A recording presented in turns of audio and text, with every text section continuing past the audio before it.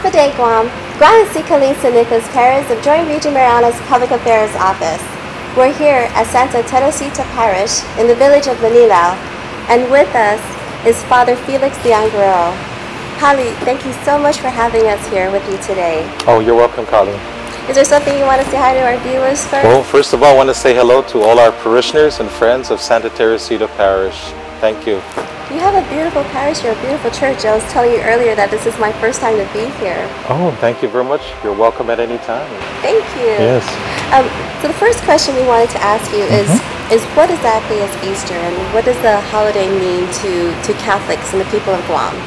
Well, the Easter holiday or the Easter celebration is actually the highlight of the Catholic faith, even higher than Christmas.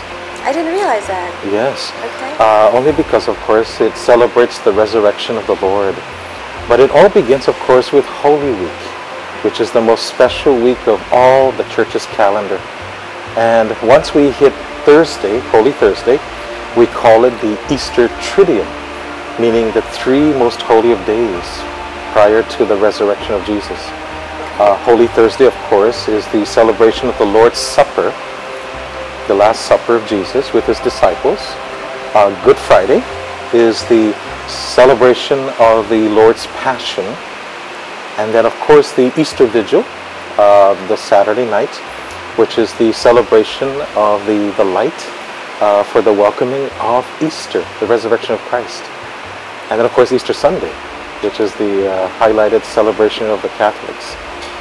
I do remember growing up, and sorry Mom, sorry Dad, but I do remember you making me be quiet during Holy Week. So yes.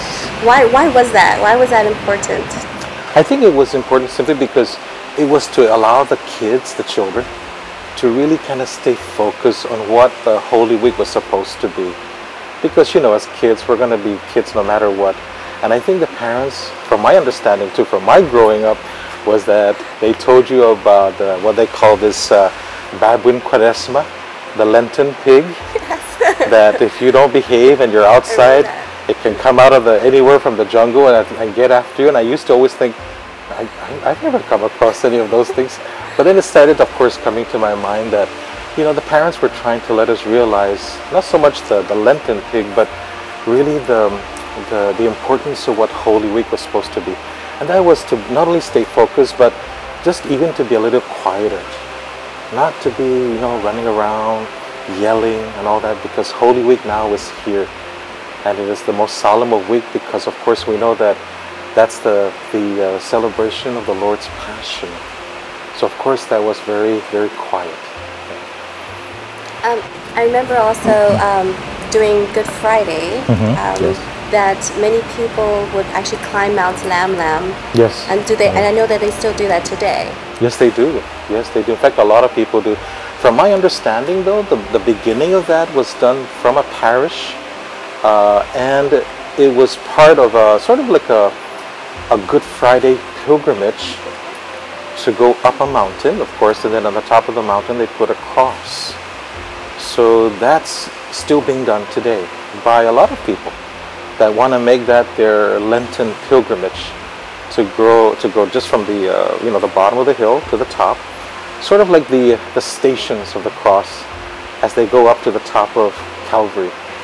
Since you brought up pilgrimage, I know that a lot of people say that during Easter, in preparation for Easter, you got to give up something. Yes. So is that kind of the same thing, and why is that necessary that they need to give up something?